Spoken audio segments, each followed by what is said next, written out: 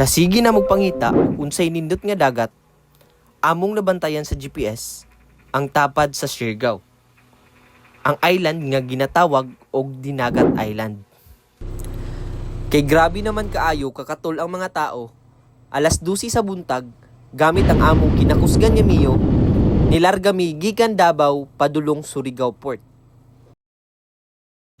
Naapod sa mga napulo ka oras ang among pagbiyahe sa paghinahinay lang nga dagat. Kauban na niini ang among paghulong sa mga stopover, paggasolina, pagpahuway, ug pag-CR. Dili lalim ang biyahe tungod sa wala mitulog, sakit sa mata ang panganod, putol ang dalan, ug bangag nga dili mabantayan.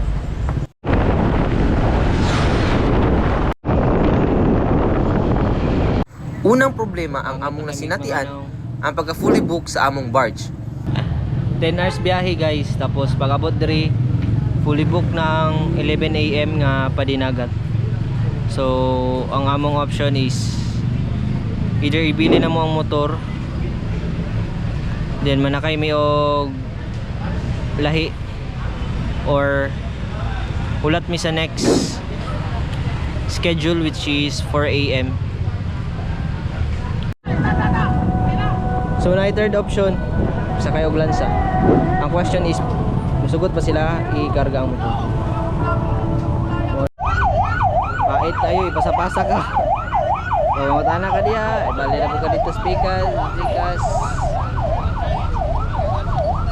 Sa sigig pasa-pasa sa mga bangkero, nakakita na yun miho sakay sa among.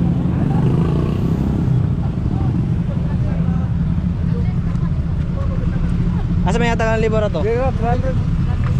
Among nagastos sa pagsakay sa lansya is 200 per person, 800 pesos sa motor, tas 300 sa pag-alsa sa motor, ug ihangyo ni 150 sa pagpanaog sa motor. Mao ni ang ilang ginatawag og labor.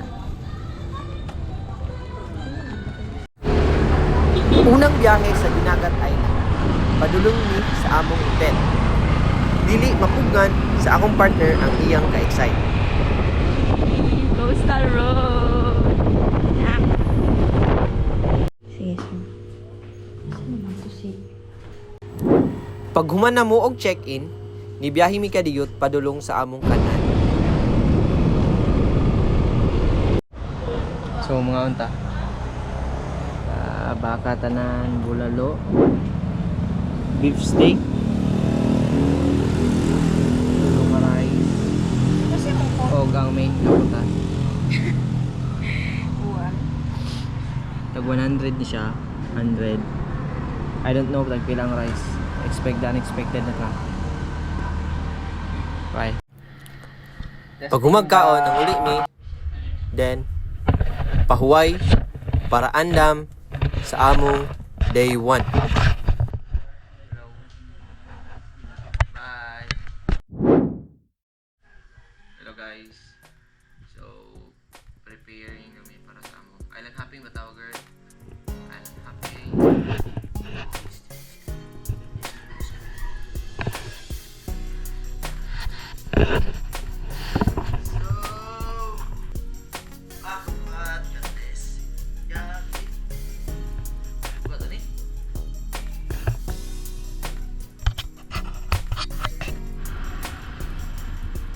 So waiting na may sa among orga.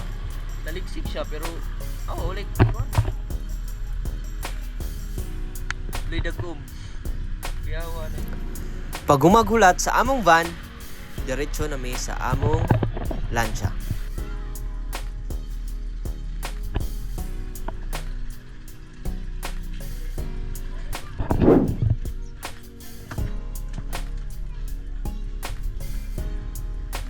Shout out sa among mga kauban.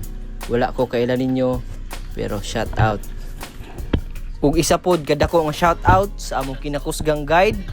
Dili boss nako, dili boss niya, pero si boss ninyo. Our first destination will be the Hagak-Hagak Formation, and second will be the Miracle Pool Cave, and third will be the Blue Lagoon, and last will be the Chilmars Resort. So, ug ato nang sugdan ang atong day 1, magsugod ta sa Hagak-Hagak Island. Ang Hagakhak Island came from the word hakhak o hakhak sa lubi. Tungod sa makita nato, ang rock formation similar kaayo siya sa hakhak sa lubi. Kaya nag-resemblance daw siya sa kuan. Hakhak sa lubi. Makita pud nato ang mga bangag sa kayutaan. Naporma day kini tungod sa mga consecutives na pag-ulan ug niresulta sa mga pagbangag-bangag sa yuta. Dili po di ay ni pwede kaliguan ang Hagakhak Island tungod kay lalom ug delikado. Ug usa pod maghinahinay ta og baktas kay delikado ug makaslide siya.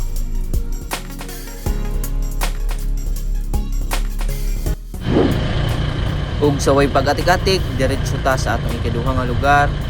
Makita nato unsa kanindot ang atong mga nakita na islands. Ang ikaduha nga lugar nga atong adtuan kay ang Miracle Pool Cave. So ginatawag kini og Miracle Pool Cave tungod kay usa kini ka natural nga nahimong pool nga anaa sulod sa usa ka langob. Ang pulong nga Miracle sa ngalan nagpasabot sa mga hulagway na makita sa bungbong sa langob. Sa sulod, adunay usa ka dapit na kung pasidlakan og suga, mugawas ang hulagway nga murag dagway ni Jesus.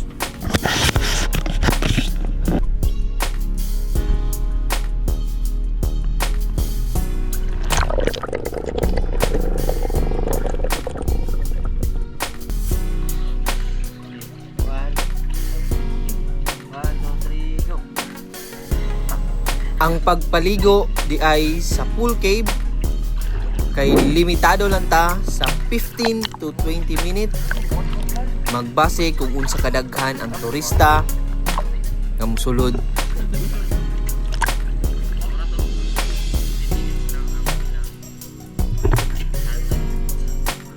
Sa gawas aduna pud kini sa bitanan nga kung kinsa toy gusto mag-ambak-ambak, pwede kaayo mga ambak. Pero beware lang, pagbawalan siya, pagdaghan na og lansya sa ilalom niya. Sugdan dayon na to ang atong ikatulo nga location, which is ang Blue Lagoon. Ang Blue Lagoon gama sa word nga lagoon, which is mao ang usa ka lalom o mabaw nga katubigan nga kasagaran nagkabulag gikan sa dagat. Pinaagi sa mga natural barriers, which is ang Barrier Island, buhanginan, coral reef, bato, apan konektado gihapon sa dagat sa pipila ka bahin. Anaa po di ay kini view deck ang Blue Lagoon nga pwede kaayo nato plastaran para magpa-picture nga ang background kay mga islands ug ang Blue Lagoon mismo.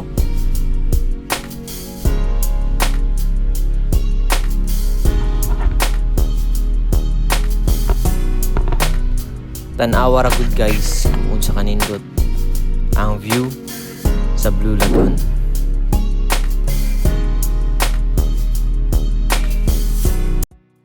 Naulanan ta pero padayon ta sa atong last but not the least sa destination sa atong day 1, ang ginatawag og Gelmars Resort. Kaning Gelmars Resort kay usa ka beach or islet resort nga popular pod nga destinasyon kung adto ta og dinagat. Naa sila'y mga room for rent kung gusto ka mag-overnight stay. Pwede ka mo swim, mo snorkel, mo relax sa tubig. Aduna pod sila'y mga kaambakan na pwede kaayo ta mag-dive-dive.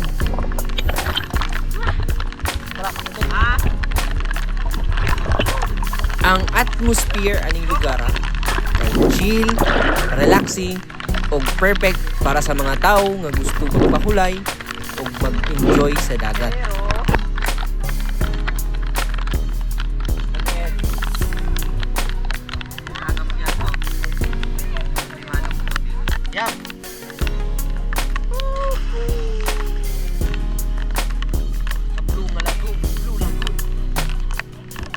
Abunda pod kini sila og mga bulak, mga tanom nga gulay, nga makaingon jud ta nga murag kaning aylana is self-sustainable. So, mamulig sa ta. Saglan kaayo, nindot kaayo ang mga view. So, abot namin nga.